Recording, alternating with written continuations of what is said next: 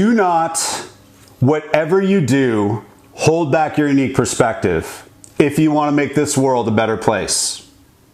When you really think about it, holding back your unique perspective is quite a selfish act. It's the act of self-preservation. It's the act of trying to make sure that I'm okay.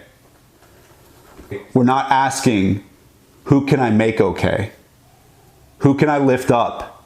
And I'm going to tell you a story to illustrate this.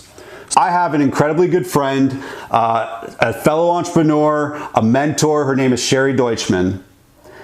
And she said, Michael, you know what you can do for me? You can read my book and you can give me honest feedback.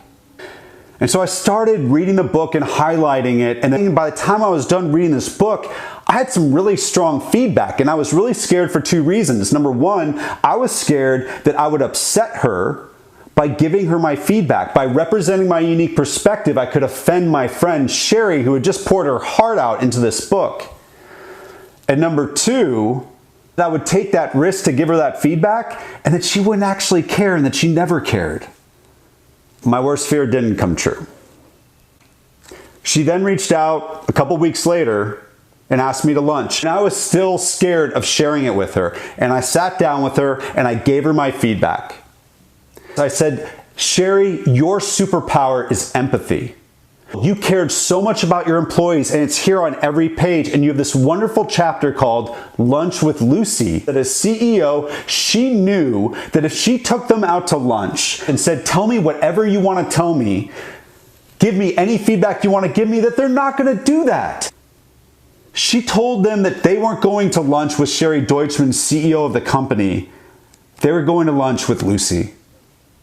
And Lucy was just a fellow coworker that they could say anything to. I went to her book release party.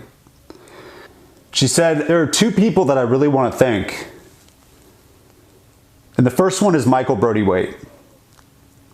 Because when I showed him my book, and I showed everyone else my book, they all said it's great. And Michael Brody-Waite was the only one that said not great.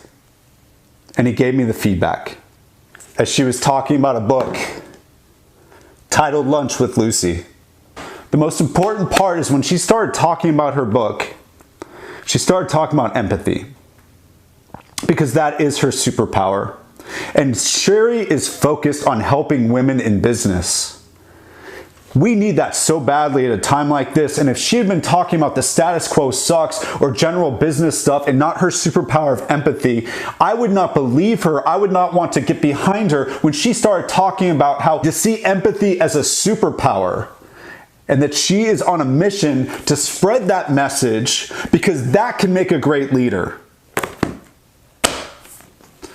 Because I was willing to share my unique perspective, I helped my friend share hers.